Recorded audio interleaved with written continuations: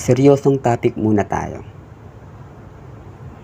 Diploma ba o diskarte? Para naman sa akin, hindi na dapat pagtalunan pa ang usapin na yan. Pero, maganda nga siya maging topic. Mapapaisip ka rin kung ano nga ba? Diploma o diskarte?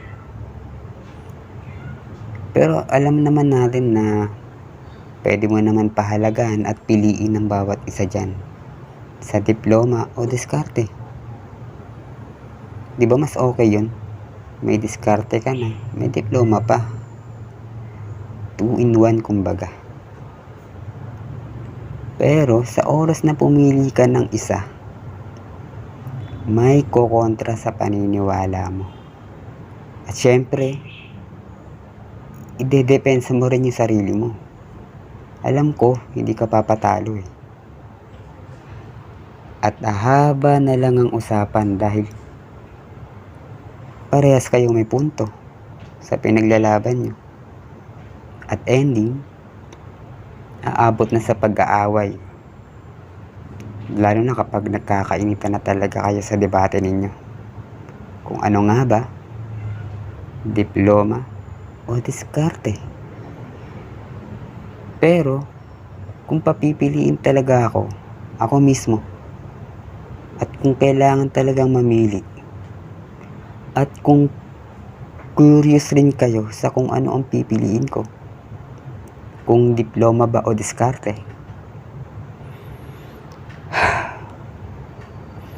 eto na, pipili na ako. Ang pipiliin ko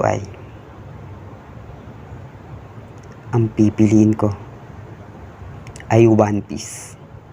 Pinipili ko ang One Piece kumpara sa Naruto at Fairy Tail.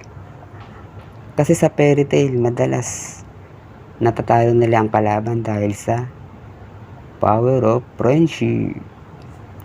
Nahuhumay na ako sa way kung paano nila natatalo yung kalaban. Sa walang katapusang power of friendship. Sa Naruto naman, kadalasan natatalo ni Naruto gamit ang Tokno Jutsu ang kalaban. Example, sa totoong Pain, ginamitan lang ng Tokno Jutsu. Finish na ang laban. Medyo na-disappoint ako pero okay naman din. May saysay naman yung pag-uusap nila. Pero great anime pa rin ang Naruto at Fairy Tail. Ayoko lang yung sa mga way kung paano nila natatalo yung ibang mga kalaban. Nawawala kasi yung thrill eh. Para sa akin lang naman. Kaya sana malinaw na sa lahat kung anong pipiliin ko. One Piece pa rin. See you in next video. Salamat sa pakikinig.